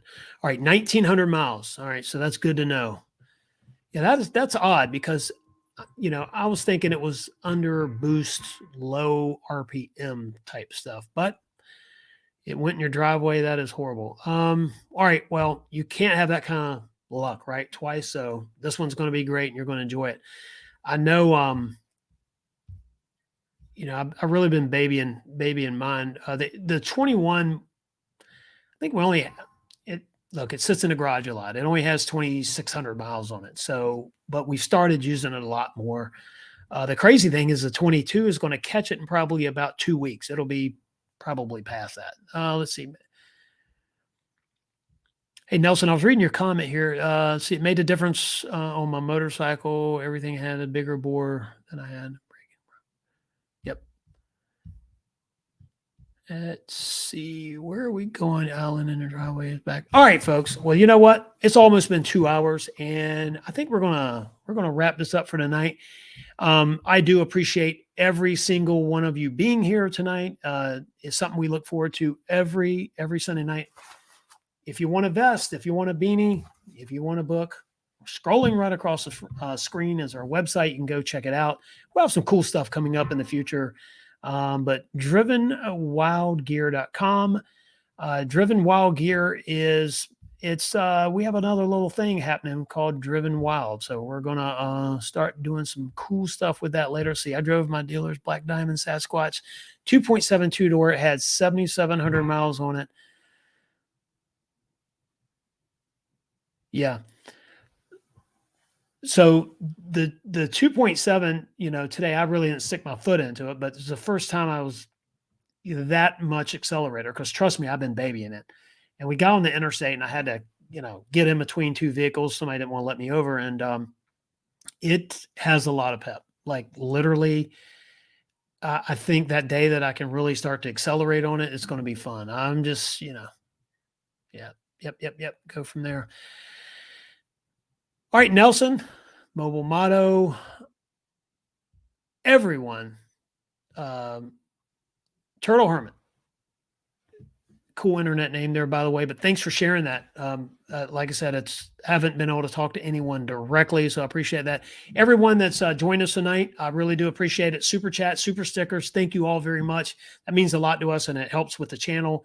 And we're do some cool stuff with it. And so we have some more videos coming out this week. A few more of the kind of comparing the bumper type thing. But the biggest deal is the side-by-side between the 21 and the 22 in the same garage, the differences between the two with video. And Gavin and I, we're going to see, he's going to make a list. I'm going to make a list, and we're going to compare them and see what did we miss. Because I know neither one of us is going to catch everything. A lot of these changes they get talked about when we discover them, like the temperature in the climate control knob.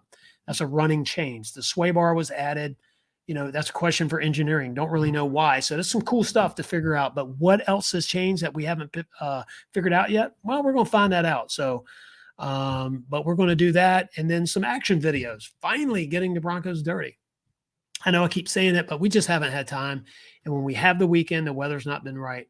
So we have we have the weather coming up for that now. Things are starting to get warm here in southeastern Virginia, and we're going to have some fun. So, hey, I appreciate everybody joining us tonight. Thank you very much. Look forward to seeing you and talking to you. And, obviously can't see you, but talking to you and chatting with you next Sunday night. Have some good info. And I think we're working on a few cool guests coming up.